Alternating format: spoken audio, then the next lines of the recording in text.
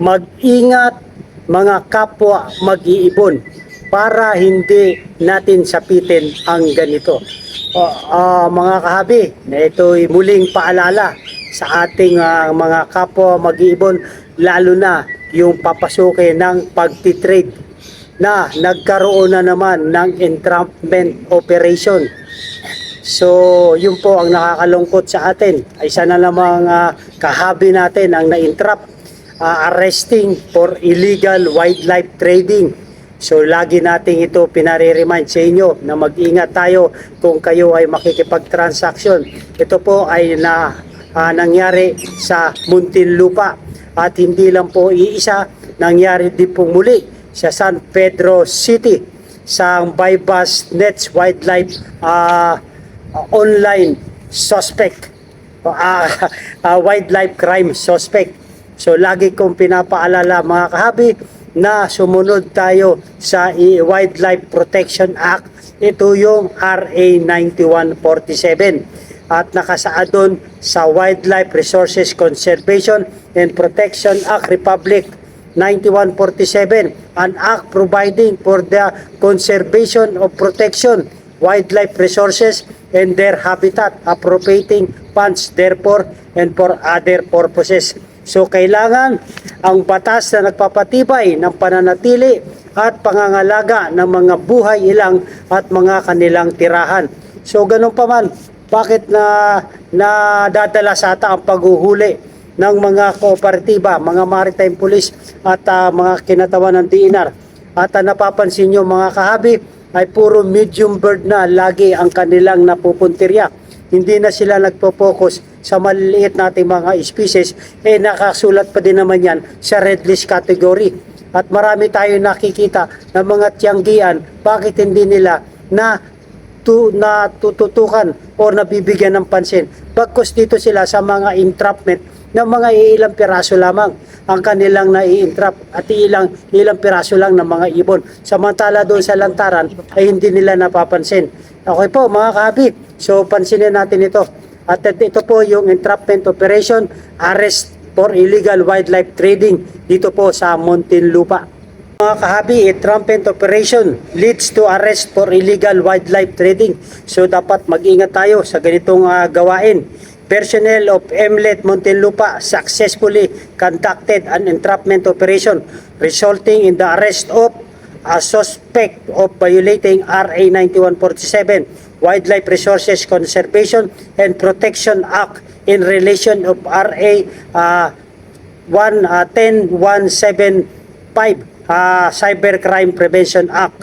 The arrested suspect and confiscated evidence were brought to MLET Muntinlupa for proper disposition before the filing of operating charges. This operation highlights our unwavering commitment to enforcement environmental law and combining illegal wildlife trade. Let's work together to protect us biodiversity. So yun po ang nasawatan na naman na isa nating kahabi dahil sa illegal trading. Dahil kung mapapansin natin mga kahabi, ang illegal trading po ay pang-apat na sa madaling pagkakakitaan. Kaya ganun po yung ginagawa ng ating mga kahabi na ang illegal trading po ay nagiging pang-apat. Ito yung tinatawag na pang-apat na madaling pagkakitaan itong illegal trade. Kaya dapat wag na nating hintayin na mangyari ito sa atin. At yung pangalawang na aresto kahabi, Oplan Kalinisan, San Pedro City, Bypass Nets Wildlife Crime Suspect, San Pablo City, Laguna on April 4. Bago lamang po ito, kahapon lang, isang araw, April 6 ngayon. No isang araw lang, 2025, the detectives of CIDG Laguna, PFU, together with TNR Regional Office 4A and San Pablo CPS successfully conducted a bypass entrapment operation at the residence of the suspect, sa bahay pa mismo ng may-ari ng pagbebenta ng ibon, San Pablo City, Laguna. The operation was conducted in violation of Section 27 of Republic Act Number 9147, Wildlife Protection Act. So kung makikita natin sa Republic Act 9147, Section 27, ito po ay illegal trade. Marami pong provision nakalagay doon, pero nasasako po yung illegal trading. The DNR personnel asked the suspect about the permit for carrying, selling, distribution of confiscated animal, but the suspect has no certificate wildlife registration, CWR, and has no permit to sell wildlife. So ito nakakalungkot sa ating mga kahabi na nag-aalaga at na pinapasok yung pagtitrade. Wala nang CWR holder, wala pa siyang permit para to sell or to permit to sell. So wala po siya lahat ng pinanghahawakan. So yun po ang nakakalungkot sa ating mga kahabi. The arrested suspect is involving the illegal sale of endangered wildlife animals. The arrested person will be brought to the CIDG Laguna PFU office and the proper disposition, while the confiscated wildlife endangered animal will turned over the DNR Region 4A and subsequently turned over the Regional Wildlife Rescue Center located in Barangay Lamot 2, Kalahuan, Laguna. The operation involved meticulous surveillance and control transaction leading to the suspect arrested and the recovery of evidence. The successful takedown demonstrate the effectiveness of proactive law enforcement combining wild crime. So nakakalungkot po, kahabi, tayo ay nag-aalaga lang ng ibon. Ito naman po ay hindi natin hinuli sa wild, bagkus ito ay captivity breeding, pero napakahigpit po ng DNR at ang maritime regarding po sa ganitong illegal trading. So lagi kong sinasabi sa inyo, kung papasukin natin ang pag-aalaga ng ibon at may plano tayo mag-trade, mag-sell, kumuha na po tayo ng legal documents. Huwag na natin itong hintayin na sa atin mangyari ang mga nangyayari sa ating mga kahabi. At ito rin ang nakakalungkot, ang drugs ay illegal drugs, ito pa ay nabibigyan nila ng exemption. Dahil ito lang daw ay pang-extend ng trabaho habang nagtatrabaho or habang nagdadrive. So yun po ang purpose ng paggamit ng illegal drugs. Pero dito sa pagbebenta, atin naman ito, tayo ang nagpakahirap, tayo ang nag-breed, tayo ang nagparami, tayo pa ang may kasalanan.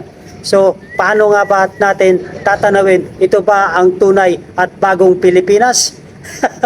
So mga kahabi, dapat suriin at alamin natin ano nga ba ang konsepto ng RA 9147. So kahabi, lagi natin nire-remind ito, kung papasukin natin ang pag-aalaga, pagbibreed, pagpaparami, ay simulan na natin sa tamang hakbang. Ito ay isang paalala, friendly reminders sa mga kahabi natin para hindi natin sapitin ang mga sinasapit ng ating mga kahabi na mga nahuhuli dahil sa illegal trading. Okay mga kahabi, meron tayong mga natutunan at kung nagustuhan itong video na to ay humingi ako ng konting pabor man lang na pakisubscribe po yung ating YouTube channel Olen Every at iba pa para magtalakayan tayo regarding po sa ganitong mga usapin. So mag-ingat mga kapwa mag-ibon para hindi sapitin ang ganito. Ang mga hakbang ay dapat natin alamin. Ang mga panuntunan, batas ng DNR ay dapat nating sundin. Huwag nating baliwalain, baka pagdating ng araw sa atin naman mangyari ito. Sayang yung ating pinanimula, sayang yung ating pinundar, sayang yung ating mga pinaraming ibon na ito ay makukumpiskate lamang. Maraming po salamat. So ganun din po, tugunin natin yung katanungan ng ating kahabi para sa tuloy-tuloy nating talakayan ay malaman natin na ang pag-iingat ay susi sa hakbang ng ating mapayapang pag-aalaga. Ang katanungan ng kahabi natin, Romel J. Jimenez, kahabi, patulong kung saan ako pwede maka-acquire ng DOD para maperehistro ang ibon. Yan ang magandang mindset. Nag-iisip siya, naghahanap, nagtatanong para maparehistro ang kanyang ibon. So mga kahabi, Pag DOD po ang inyong kailangan, Romelio Jimenez, ang mag-i-issue lamang po nito ay Certificate Wildlife Registration, Wildlife Farm Permit na kamag-anak po ninyo up to third degree. Yun lamang po ang pwedeng mag-issue ng deed of donation. Ngunit kung gusto niyo naman maparehistro, ay pwede naman DOS ang inyong hanapin. Deed of sale or official receipt. Ito po ay napapaloob sa deed of acquisition. Humanap lamang po tayo na legal source. Ang legal source po ay makakapagbigay ng certificate of wildlife, makakapagbigay po ng official receipt, deed of sale. Ito po ang mga legal source. So alapin natin, kung magkaibang bayan kayo, ay kailangan makapag-issue siya ng LTP. Okay po, Local Transport Permit, para yung ibon na ma-acquire natin ay maita-travel. So yun mga kahabi, Romelio Jimenez, shout out po sa inyo, at kailangan makahanap tayo as soon as possible para maiparehistro natin ang ating mga ibon. Ito mga kahabi, maganda itong komento ng ating kahabi na si Ronald Dotan. Hinuhuli lang sila dahil gusto nila sila magbenta, lalo na kung malaki ang halaga. Pera-pera lang yan. So, posible na merong katotohanan itong komento ng ating kahabi na si Ronald Dotan. Hinuhuli sila dahil gusto sila ang magbenta. So wala man tayong ebidensya, pero bakit nga ba sila hinuhuli? Dahil sa paglabag ng RA 9147 in relation to RA 10175 Cybercrime Prevention Act. So ito nga lang po, ang paghuhuli nila ay parang pili. Kung lahat sana ay nahuhuli, hindi na tayo mag-question. Marami mga pet shop na walang pag-i-issue ng deed of acquisition, ngunit hindi sila nahuhuli or nasisilip. Bakit kaya? Mayroong mga tiyanggian nagbebenta. Ang napapansin natin, puro medium bird na ang nahuhuli ngayon. Yung mga maliliit na mga ibon ay nakalista pa naman sa red list category, ay hindi nila nakikita or nahuhuli. Bakit kaya? Meron. Bakit tulad ng sinabi ng ating kahabi na si Ronald Dotan, ay hinuhuli lang sila dahil gusto sila ang magbenta. Pero kailangan sa kanila ang pera. So sabi niya, pera-pera lang daw iyon. So ganun din po yung katanungan ng ating kahabi na si Edwin Lucero. Boss, GCC, baka po may alam kayo. Salamat po. O si kahabi Edwin Lucero, naghanap po ng GCC. Pwede nyo pong i-direct sa lahat may mga pang-out na mga GCC, ay kontakin nyo na lang po si kahabi Edwin Lucero, at kayo na lang po mag-usap regarding sa GCC mutation at kung magkano. Okay po mga kahabi, doon sa mga mayroong mga pang-out na mga GCC, ay kontakin nyo na lang po si Edwin Lucero. Yun po kahabi, ay yun ang kanyang tanong kung sa GCC ay sino pwedeng makausap. So dapat alamin natin mga kahabi na mag-ingat, mga kapwa mag-ibon, para hindi sapitin natin ang ganito na mga entrapment. Ito Edwin Lucero, kayo ay bibili, sa magbibenta, baka may entrapment operation, dapat nasa legal po tayo. Okay po mga kahabi. So, ganun din po yung katanungan ng ating kahabi ni si Alfredo Flores. Nice content, sir. Pero iba po ang parot sa parakit. Kung magkaiba po ang parot sa parakit, ay ang masasagot ko lamang po ay ang mga parakit po, depende po sa parakit. Pero napapabilang din po sila kahabi Alberto Flores na parot. Yung mga parakit po, small parot, kaya po tinawag silang parakit. Yun po yung ating pangunawa dito sa parot at parakit. Small parot po yung mga parakit. Katulad ng Bergerigar, Badges, yung parakit. Yan po ay including as parot pero maliliit po. African lovebirds, Agapornis fisheries, napapabilang din po sa parakit. Ay, sabi po. So, hope meron tayong mga natutunan kahit mga konting mga simpleng bagay lang. Parot din po sila. Katulad po na isa, ito yung Sitacula cremere, Indian ringneck parakit. Pero napapabilang din po siya sa parot. Yung lorikeets, ito po ay medyo medium bird, pero lorikeets, Indian ringneck, medium bird, parakit. Pero napapabilang din po sila sa parot. Maraming klase po ng parot. Iba natatawag lang na parakit dahil small bird. Hope meron tayong mga natutunan kahabi. So hanggang dito lang muna yung ating talakayan regarding po sa pag-iingat natin mga kapwa mag-ibon para hindi sapitin natin ang ganitong nangyari sa mga kahabi natin na na-entrap, nahuli sa bypass dahil sa illegal trading. Alam naman natin na ito po ay pinagbabawal ng batas ng DNR Republic Act 9147 in relation of cybercrime 10175.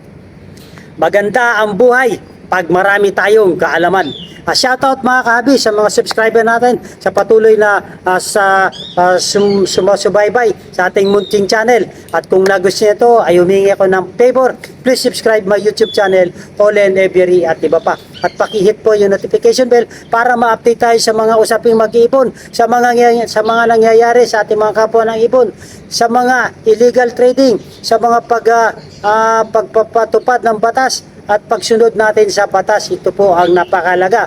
Wala po tayong magagawa kung hindi tayo tatalima. Meron po itong kaparusahan na ating haharapin. Consequence, mamili po tayo kahabi. Ayaw natin ng mga kapwa mag-ibon ay naghihimas ng rehas na akala ng iba tayo ay mga kriminal na kung tayo ay kanilang usigin, arestuhin. Samantalang nag-aalaga lang naman tayo ng ibon sa ating nakakahiligan, sa ating mga hobbyist, sa ating pag-aalaga, pagpaparami at pagbebenta. Ngunit dapat sumunod tayo sa batas. Mga kahabi, shoutout po sa mga bagong subscriber natin. Si Herbert Barba, shoutout po. Nasa Saudi siya ngayon. Shoutout po sa mga taga-Saudi na ating mga kahabi, mga kababayan, sa mga sakripisyo ninyo.